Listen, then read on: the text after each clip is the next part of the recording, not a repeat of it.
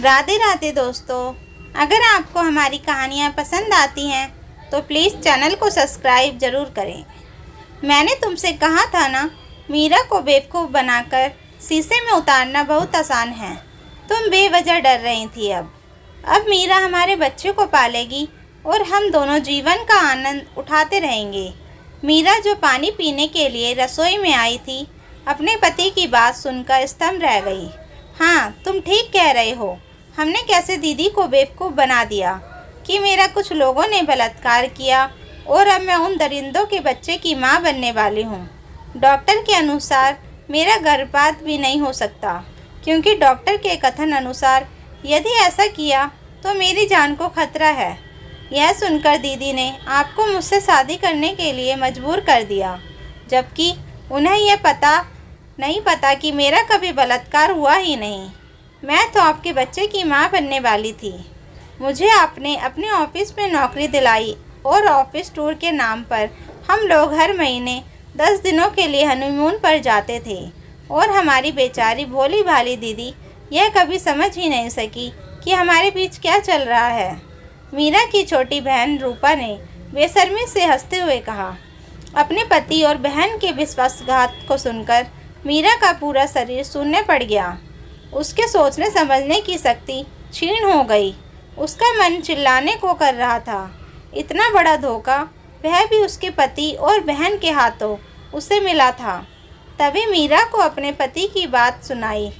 वह हंसते हुए कह रहे थे, रूपा, मैं तो जब तुम्हारी बहन को देखने गया था तो तुम्हें देखकर तुमसे प्यार करने लगा था, पर माँ को एक संस्कारी बहू चाहिए थी, इसलिए मैंने माँ की खुशी के लिए तुम्हारी बहन से शादी कर ली, पर मेरा दिल तो तुमने चुरा लिया था। मीरा के पति कैलाश ने हंसते हुए कहा, मैं भी तो अपना दिल हार बैठी थी आपके हाथों। मेरा दिल जानता है कि मैं कैसे आपके लिए तड़पती थी। आपकी बाहों में दीदी को बर्दाश्त नहीं कर पाती थी, पर मैं कुछ कर भी नहीं सकती थी। दीदी आपकी पत्नी थी, उनका तो हक था। मैं आपसे दूर जल बिन मछली की तरह तड़पती रही। शायद मेरी तड़प देखकर ही ईश्वर को मुझ पर तरस आ गया और दीदी बीमार पड़ गई और आपने मुझे दीदी की सेवा करने के बहाने यहाँ बुला लिया। रूपा ने कैलाश की बाहों में सिमटते हुए कहा, आप ऐसे क्यों मुस्कुरा रहे हैं? तभी रूपा की आवाज़ मीरा को सुनाई दी। मेरी जान, मैं इसलिए मुस्कुरा रहा हूँ क्योंकि मैंने ही मीरा को ऐसी दवाई देनी शुरू कर दी थी जिससे वह धीरे धीरे कमज़ोर हो जाए। और तुम्हें पता है, उन्हीं दवाओं का बुरा असर मीरा के शरीर पर पड़ा, जिससे उसके अंदर माँ बनने की क्षमता नहीं रही। यह बात आज तक मेरे सिवा कोई नहीं जानता। कैलाश ने जहरीली हंसी हंसते हुए कहा, आप तो बहुत बड़े खिलाड़ी निकले। आपने सांप भी मार दिया और लाठी भी नहीं टूटी। रूपा ने बेहाई से हंसते हुए कहा, तुम्हें अपना बनाने के लिए मुझे कितने पापड़ बेलने पड़े, तुम्हें क्या पता?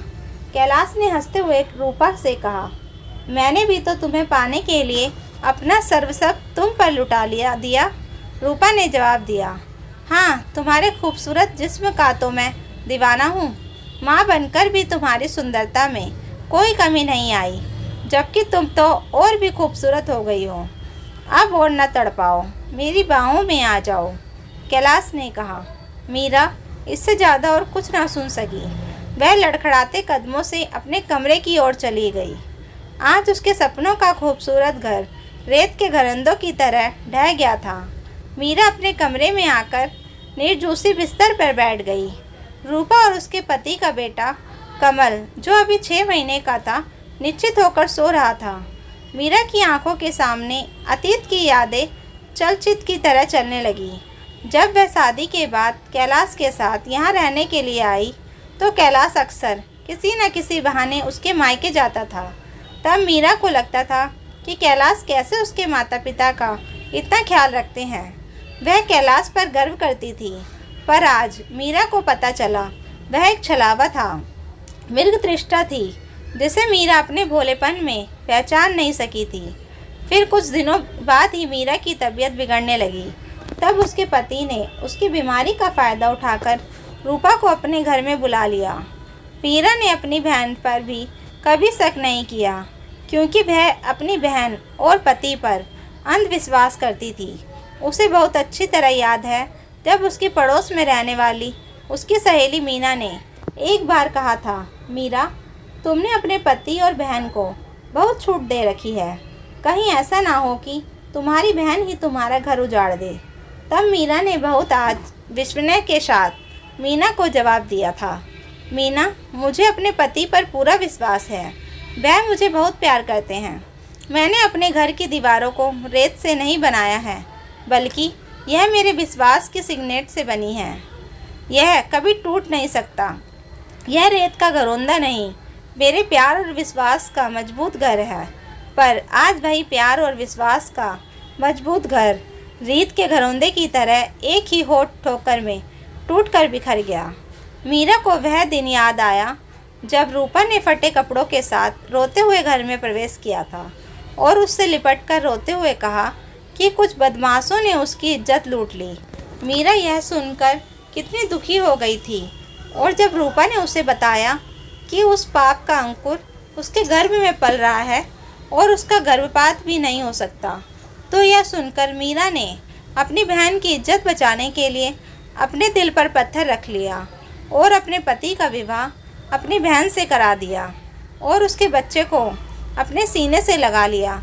बाहर वालों के सामने उसने यही जाहिर किया कि वह मां नहीं बन सकती, इसलिए उसने अपनी बहन का विवाह अपने पति से करा दिया, जिससे उसके खानदान की वंश बेल आगे बढ़ सके।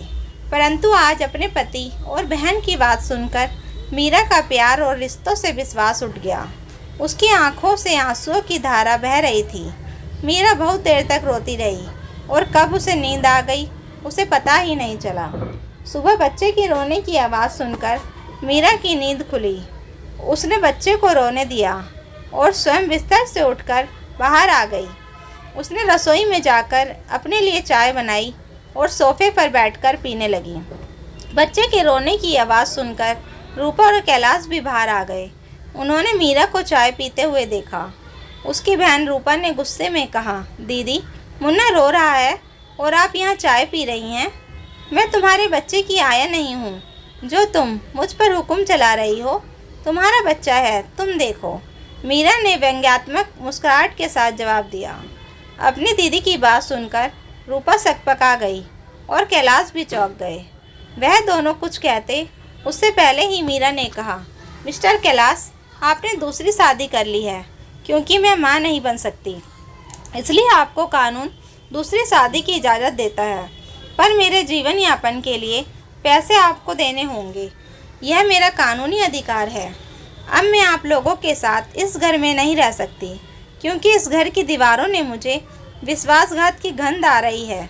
मैं आज और अभी यह घर छोड़कर जा रही हूँ। वैसे मेरे इस फैसले से आप दोनों ने जान ही लिया होगा कि मैंने ये फैसला क्यों लिया है। तुम दोनों ने मेरी शराफत को मेरी कमज़ोरी समझने की भूल कर ली। मैं बेवकूफ़ नहीं हूँ। मैंने हमेशा से हर रिश्ते को दिल से निभाया है, दिमाग से नहीं। अब आज से मैं भी रिश्तों को दिमाग से निभाऊंगी। अभी मैं यहाँ से जा रही हूँ। मैंने जो तुमसे कहा है उसे कर देना, वरना मुझे अदालत का दरवाज़ा खटखटाना पड़ेगा। वैसे तुम दोनों मेरी आत्मा को तकलीफ़ देकर कभी सुखी नहीं रहोगे। यह मेरी बद्दुआ है। इस गुनाह के लिए तुम्हें ईश्वर भी कभी क्षमा नहीं करेंगे। मीरा ने गंभीर मुद्रा में कठोरता से कहा और अपने कमरे में चली गई। कुछ देर बाद जब वह बाहर आई तो उसके हाथ में अटैची थी। उसने एक नज़र अपने पति और बहन पर डाली। उनके चेहरों पर आश्चर्य और घबराहट के भाव दिखाई दे रहे थे। उनके चेहरे की घबराहट देखकर मीरा के चेहरे पर स्वाभिमान की चमक दिखाई दी। उसने बड़े आत्मविश्वास के साथ रीत के घरौंदे की दहलीज से बाहर अपने कदम बढ़ा दिए। कैलाश और रूपा मीरा को जाते हुए देखते रह गए। आज मीरा ने शादी के झूठे बंधन से मुक्ति पा ली थी। दोस्तों, कहानी अच्छी लगी हो तो प्लीज़ वीडियो को लाइक, शेयर एंड सब्सक्राइब ज़रूर करें। Thank you for watching.